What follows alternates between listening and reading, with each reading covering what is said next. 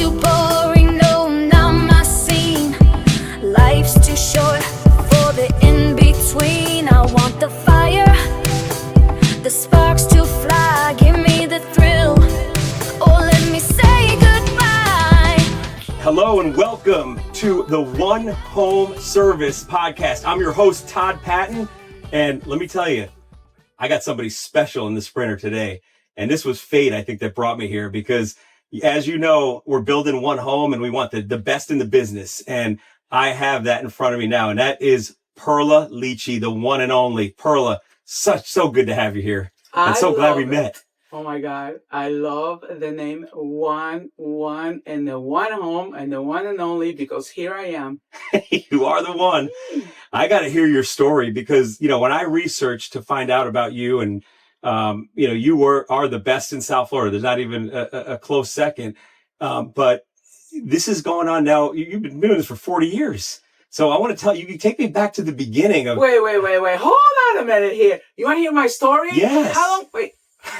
How long is this show? Hold on. If anything, we're going to do episode 2, 3, 4. Okay. Yeah, maybe we'll get started on the first part. A few seasons here, more than the 4 seasons, but you need quite a bit to hear the story. But where should I begin? Okay, so 40 years and going. Yeah, I started early though. I started when I was 3, so don't do the math. Everybody cracks up when I say 40 years in the biz. It's amazing. Yeah. I love what I do. Well, your style is unbelievable. I mean, just your showroom alone is getting that. Obviously design is something you've been born with, I think, right? It's something that you don't just learn it. You don't learn it. Although the Art Institute's where you did learn everything, right? Oh my God, you did your homework. I did my homework on you. I did go to the Art Institute for a lot of it, actually by faith. Because everybody does ask me, Perla, why did you choose interior design? And I'm like, well, it chose me. It really did. It chose me. It was destiny, like you said, by faith. And I love it, every minute of it. That's great. Now, if you could give me, and I know it's hard to do this, but in the podcast, if you can give me a 1-minute recap of how did you build the business? Obviously you graduated Art Institute. Was it always in South Florida? And then I know you've done projects all over the world. South Florida is definitely my base. I've been all over the world. I mean, I got a lot of mileage. Oh my God, if you saw my passport, it was like fat, thick, lots of pages. I'm loving every minute of it. I've seen all the cultures there is to be. And you know what? No matter what, there's only 12 signs. And I can't wait to tell you about that one. We'll talk about the signs later. That's a whole other podcast. But wait, what was the question? So if you, oh my God, I got so much to tell you. I can't wait to hear it all. If you're to give me just the executive summary of how you built the business, you only had this company, right? It started out, and Perla Lichi now is a brand itself. I mean, that is the name. I've heard people say online, I've read some stuff and people say, oh, this is the Perla Lichi style. Like you've built a brand. Yes, actually. Cool. Yeah, there's, oh my God, that's so Perla Lichi. And I'm like, yeah, it's so Perla Lichi. Oh, like the word gaudy, when people say, oh, that's so gaudy. Well, you know where the word gaudy came from, right?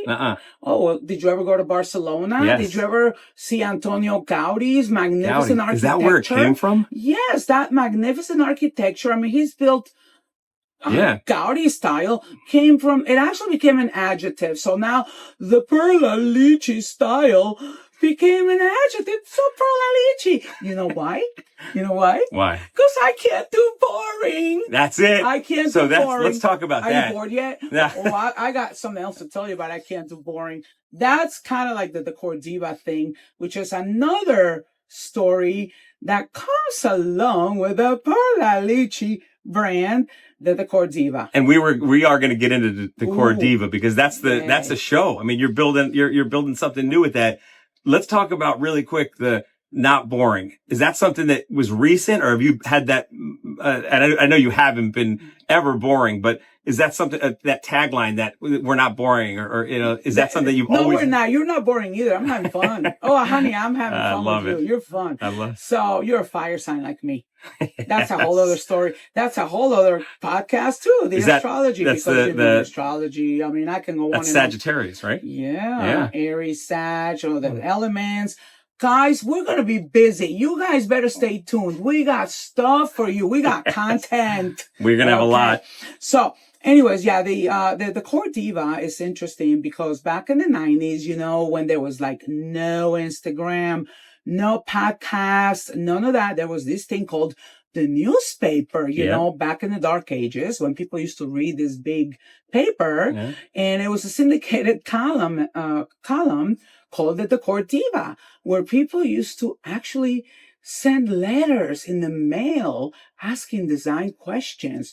And the Decor Diva, moi, you Perla did this back in the Lichi. 90s? You had your own. The Decor Diva is a trademark. So do you name. have a copy of that newspaper? Oh, I still have So them, we're going to yes. post that. We're going to put that I'll up. send you copies of those. I have some of the newspaper clips. And you would you would answer the questions that they have. Like yes. I mean, I used to get really cool questions like, Dear Abby newspaper. Yeah, Okay, that's what I was just thinking. It used to be like that. Dear Decor Diva, if I'm sitting in my living room and I have a door facing the bathroom and I'm looking at the toilet, what design solution do I have? So I used to answer without seeing anything. Just obviously, no, you know, I had to imagine it. So I would send them like a photo of, and we would post it on the newspaper. It was 50 syndicated newspapers at the time. We were in the San Juan Star in Puerto Rico. I don't know, another newspaper like in Ohio, different newspapers.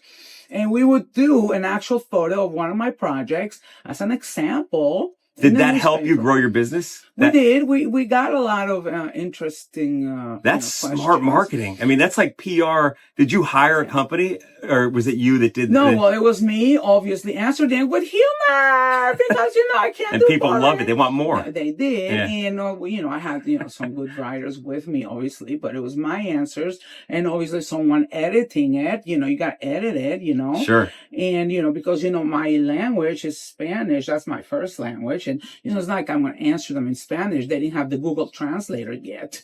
Oh my God. So much technology nowadays. Now I could just say it once and it can come in different languages, right? Isn't it wild?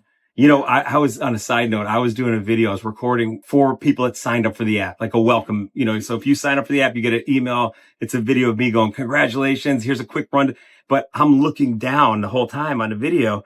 And I sent it to a buddy of mine. He goes, you can't put that out there. He goes, it looks horrible because as I'm reading, so I was reading that I couldn't memorize it. So I was reading what I was put. It just looked bad. Why? So just because I was looking because I was trying to read it and I was like down like this, but the camera was up here. It looked horrible. So I took it and I Googled, I searched, turns out the software I use to edit all these videos, it's called Riverside, has a tool where I upload that video of me looking down. AI takes my eyes and looks straight at the camera. Amazing. So now I have that same video. I didn't have to record it. I just uploaded it and it took my eyes and AI made it like I'm looking at the camera. So well, there you go. Technology is amazing. That's what's happening. Well, back in the day, that's what used to be a newspaper column. That's where the Decor Diva name came from. And now, no need for newspaper. Guess what? It's going to be on your television and you could see it on Amazon. You could see it on the YouTube. It could be, I can't wait to hear it. So you took that same concept of that Dear Abby model of people, homeowners or residents ask questions.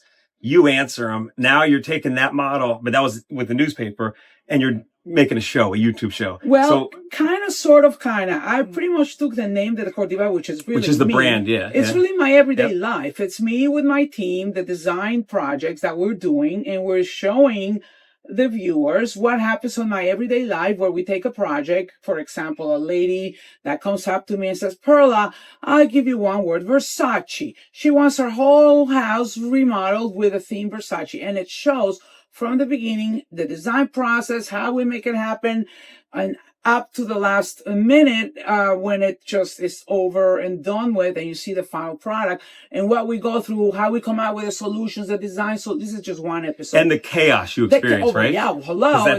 It's our organized chaos and how much fun we have, because obviously we can't do boring because it's all fun and it's a passionate thing. When you're designing, when you're doing something you love and you're passionate about it, like I always say, it's not the final destination. It's the whole journey and the process of getting everything done until you get to the final destination. It's getting it happen. And that's what you're documenting is that whole journey of which I love. And then is it specific? Because obviously, I would imagine you'd have to get permission for people if you're going to film their house. Oh, absolutely. You see that each home that we're presenting right now, we have 6 episodes ready to go. 6 episodes will be so each by the end episode of is a August. different. No, it's not a different house. It's one house. No. Each episode shows the process, how the design concepts happen, how we're working with the team, and then me showing the actual home. Sometimes we show the before and after. You get some testimonies for the client, what they say, how we work with them, blah, blah, blah, yada, yada, yada. You see, Cool. some of the sketches, how we sketch that. It just shows, you know what? When we did the preview and some of the sizzles, people were like, oh, wow, design. So listen, what the Core Diva is about? It's about creative design solutions of interior design. It could be a small, just like what the Core Diva did in the newspaper. You take a small design problem that the Core Diva takes it and gives you a very creative and unique design solution. And you have fun while you're at it because I can't do boring, baby. That's what we do. You are too much. I love it. I love it. You are great. And you know what? I think that energy you bring is like none other. And people, imagine homeowners gravitate to that, right? Well, that's because by the way, your reviews on Google are phenomenal. Thank you. Well, people do mention that, but I got to ask you one question. Yeah. Think about this. Yeah. What is the one most important thing anybody can have? I don't care when your birthday is. I don't care where you're from, your health. Culture, obviously health, yeah. but the most important that you own, that you have, whatever your wherever you live, your culture, it doesn't matter. What is the one most important thing that you own? Your home. Of course. Yeah, you come home, you walk in, you're like, yeah. Your home is the most personal and important thing. So if you cannot relate and get along and connect, I'm going to use the word connect with that one person, the interior designer. And if that interior designer that is selecting your materials, that is putting together your space, your design, the energy in your home, the space planning, and every detail for your home, if you don't connect with that person, helping you make those personal selection details and decisions with the proper energy and balance, don't you think that's important? That's everything. And I can't wait to watch that episode because when you sit down with a person, if it's an individual or family, whoever it is, you're asking them questions about like, hey, what do you guys like? What hobbies do you have? Right? I mean, you want to know everything, right? I'd imagine. Absolutely. And a lot of the times I don't even ask. I just watch. I listen. I listen 10 times more than I speak. Like right now I'm talking because hello, it's a podcast. Let me get my airtime here. Hello, I'm getting my airtime.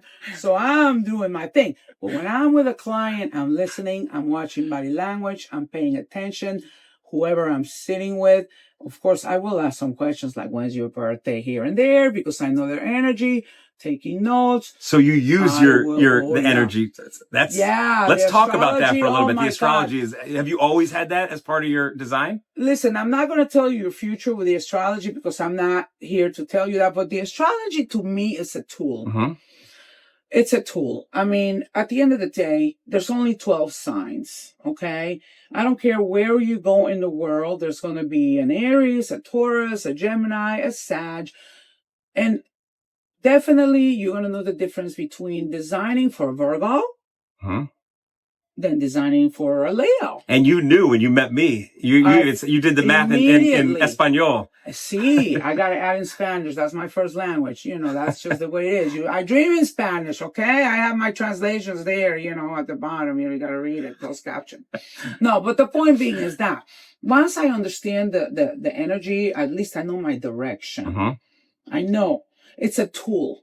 What's your most fun project to work on? Is it like a home where they say make or start from nothing? Like what's the most? Is there a certain style that you like better? I love them all because to me it's about the person as much as it is about the style.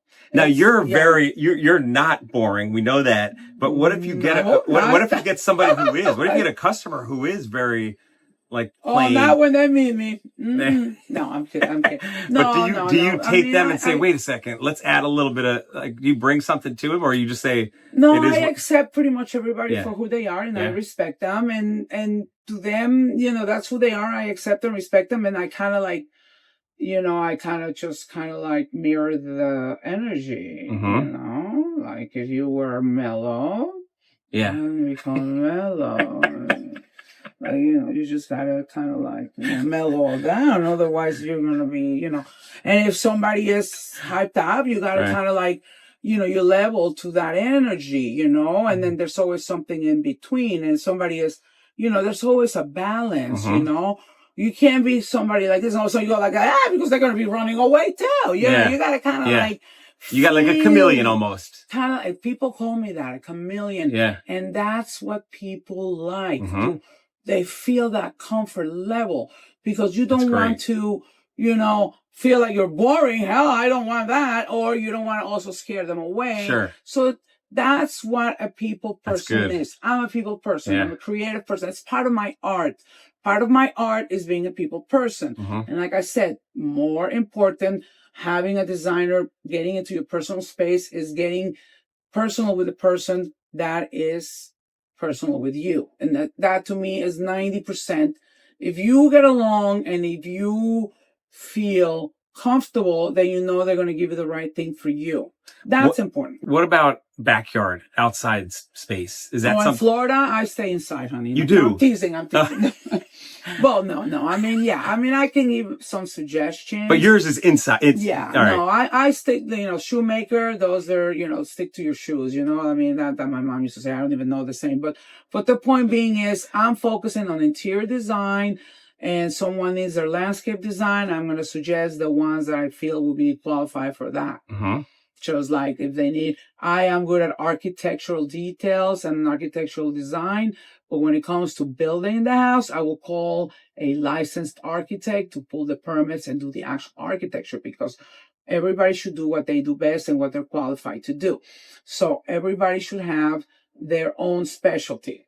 Now, is it true in Europe, if something, because I know you're big you're all over, you're international, but is a style that's happening in Europe now, like a trend, let's call it, is that something that in a year will be here, or do you see that, or is it not so much? Sometimes I see it with fashion. I believe the interior design and fashion go hand in hand, and it does. Sometimes you see European styles start before and then they catch up here. Sometimes they never catch up. Sometimes things happen here that they never catch in Europe. It just depends on the designer and whatever, What about, Pearl? I want to ask you about it from a homeowner side.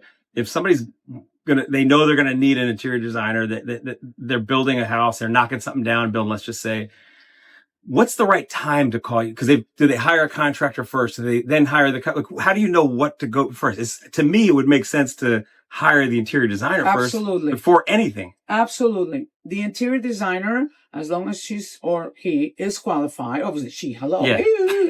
No, the interior designer, properly qualified, will tell the homeowner where to put the money at the right place from day one. Okay? Because the interior designer will do the design, the layout, obviously the space planning. And once you have the design, then you get a contractor to bid it and to get the proper pricing. So that's even before the architect. Well, it depends. If the interior designer is qualified to do architectural, detailing and whatnot, I believe the interior designer and the architect sometimes go hand in hand. Sure.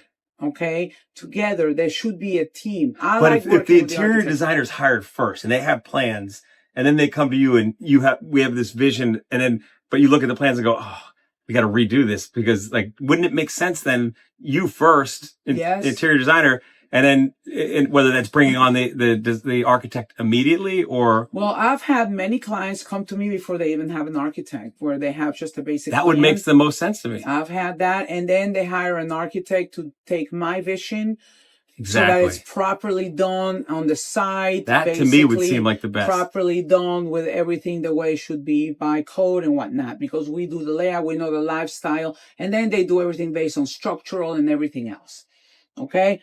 And then I've also had where they already have the architectural plans, and then I come in and do all the detailing. It could go, it's like what came first, the chicken or the egg? It's okay. I'm happy either way.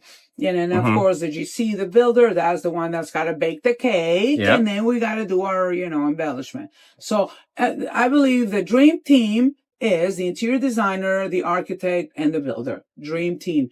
If you're going to build a custom home, get all three together. And all three of them have connections and subs that they know where to go with everything, right? Correct. So whether it's a pool or landscape, you mentioned outdoor landscaping when we spoke earlier. You have all those connections. So you'll know based on that. Absolutely. That's good stuff. And I've had projects, for the most part, the bigger projects, where is the custom homes, where I am pretty much, after the architect gives the basic plan, I am actually leading the builder, and I go to the job site every week, and I'm sitting with all the craftsmen of the builder, showing them where all the drywall details, all the ceiling details, and I'm the one. I end up being the orchestra director, and here I am wearing my hot pink boots and all my outfits like the whore diva with all the workmen, and they're all following me, and I'm going like this, orchestra directing, and I got white schmutz all over me, and I don't have a problem with it because it comes with territory. Yeah. And I stand out like a sore thumb, but you know what? I sketch stuff on the walls, no problema, baby.